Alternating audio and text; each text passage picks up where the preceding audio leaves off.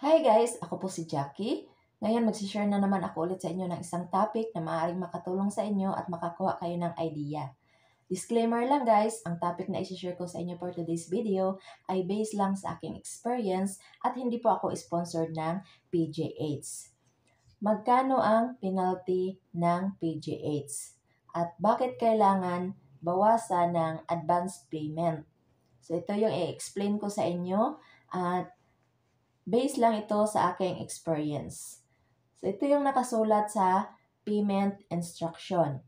So, kailangan nating magbayad ng 2,200 pesos kung hindi on time tayo makabayad sa kanila. It is very important that your funds will arrive on time because the bank will charge the amount of 2,200 pesos. Ang bangko ay magcha-charge ng 2,200 pesos kapag hindi on time tayong makabayad sa bangko. For every bounce check and PGH will also apply a service charge.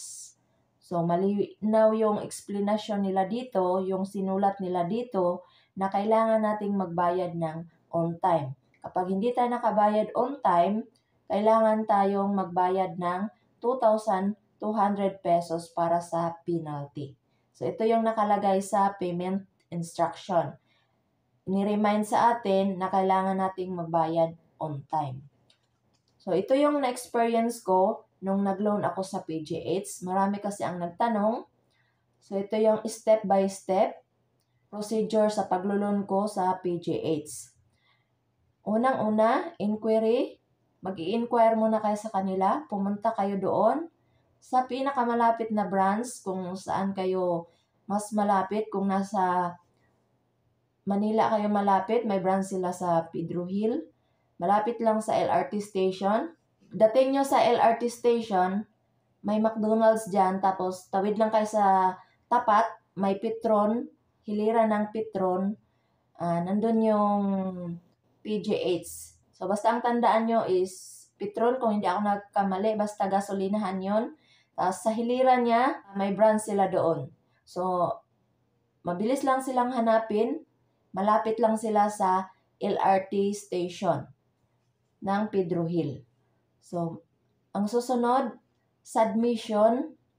So, pag nag-i-inquire kayo sa kanila, i-assist kayo ng staff ng PGH at bibigyan kayo nila ng form. So, pipil upan nyo yung form.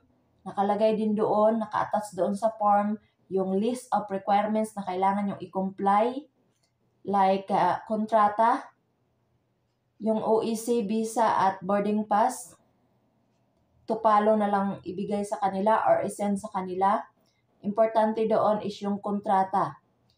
So, kailangan yung magpapotocopy ng kontrata at ipasa yon sa PGH.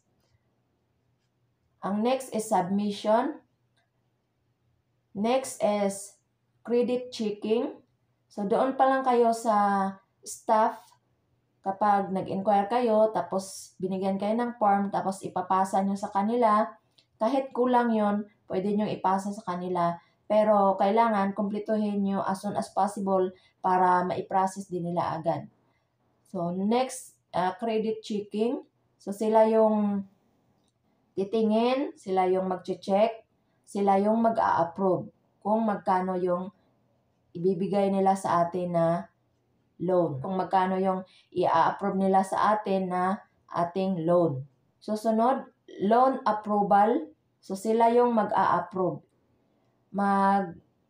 Lalagay lang tayo ng amount, pero i-check pa rin nila yon. Sila yung mag-a-approve kung magkano yung i-approve nila sa atin. Next, check opening.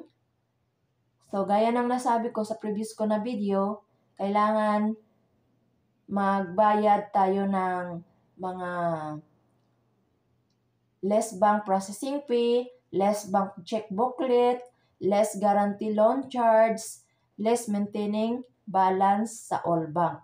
Ibabawas yon sa ating loan. So, next, pay-in signing. At pagkatapos nun, tatawagan ka nila kumbaga isi-CI ka nila, i-interviewin ka nila about sa pinilapan mo na form, at pagkatapos, yun na yung loan release. Sila na yung sasabi kung kailan nila i-release yung ating loan. So, yun ang na-experience namin. So, nag-process ako sa kanila, October, na-release yung aming loan, December 4, 2023. So, ganun ang experience ko sa kanila. So, nandito na ako sa Riyadh. Almost 2 months na ako bago pa lang nila na i-release yung loan. So, yon yung na-experience namin sa PGH. So, kailangan nating magbayad ng 2,200 pesos kapag hindi tayo on time magbayad sa PGH. So, nakalagay naman yon sa instruction na binibigay nila sa atin sa payment instruction. At kailangan lang natin tandaan yung date kung kailan na-release yung ating loan para hindi tayo makapagbayad ng 2,200 pesos penalty. So, pag gusto nating on time na magbayad, kailangan ilista natin kailan na i-release yung loan, kung magkano yung na-approve sa atin, kung magkano yung kailangan natin bayaran sa PGH para hindi natin makalimutan. Mahigpit ang PGH, yung bangko, nag-charge talaga yan ng penalty. Kapag na-bounce check yung ating payment or na-late tayo ng payment, kailangan nilang mag-charge ng penalty, yung bangko at saka yung PGH. So, lalong lalaki yung ating loan kasi ang interest nila is malaki, lalo na kapag binayaran mo siya within 1 year, lalong malaki yung interest. So, sa akin, ang experience ko, 6 months ko lang siyang babayaran, so ang interest niya is more or less 10,000 pesos. So, sa 30,000, nagiging na siya, 39,749.4 pesos. So, more or less 10,000 pesos kasi may binawas pa sila sa loan namin na less guarantee loan charge, 1,000 pesos. So, ganun ka laki ang kanilang interest. So, kailangan natin magbayad on time para hindi lalong lalaki yung ating utang sa kanila. So, kapag 12 months mo siyang binayaran, maliit lang yung kailangan mong bayaran sa kanila monthly, pero kung itutotal mo, malaki yung interest. So, ang pinili ko na lang, ito lang yung sinabi nila sa akin na pwedeng gawin ko, pwede akong magbayad ng 6 months. So, ang gusto ko sana 3 months. Pero sabi sa akin, wala daw silang 3 months. Ang pinaka-short term nila na loan is 6 months. So, naging na lang ako, naging practical na lang ako kasi na-experience ko na dati na ang loan ko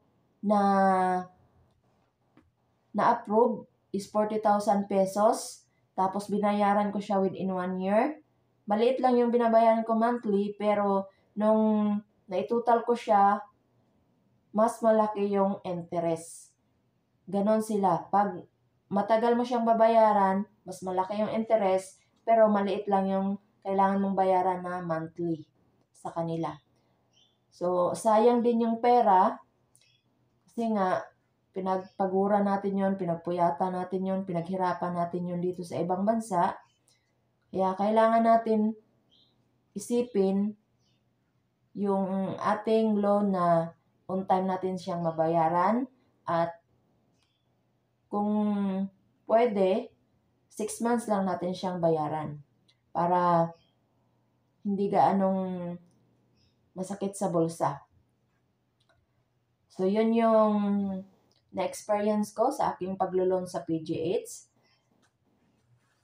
So, nagbibigay naman sila ng papel, nakalagay doon yung payment instruction. Kasi may nag-comment din, ma'am, paano daw pag na-late ng 1 day yung payment nila kasi nag-close daw kasi nga holiday.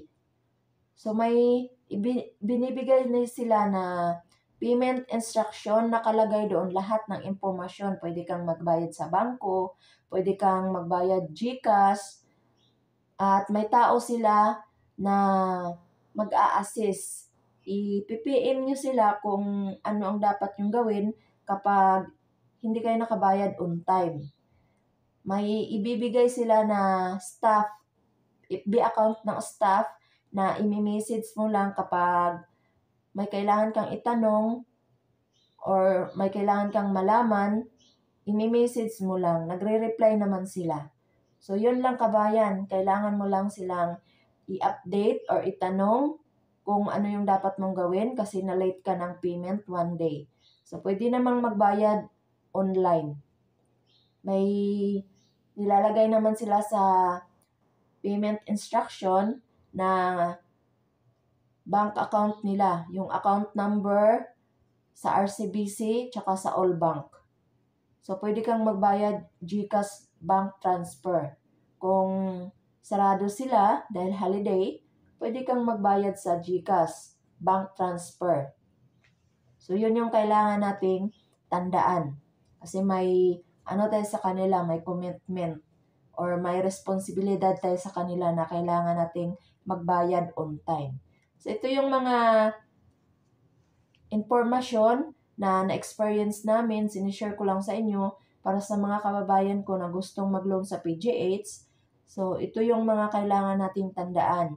Isulat talaga natin yung kailangan natin bayaran sa kanila monthly. So, sa akin, magbabayad ako monthly.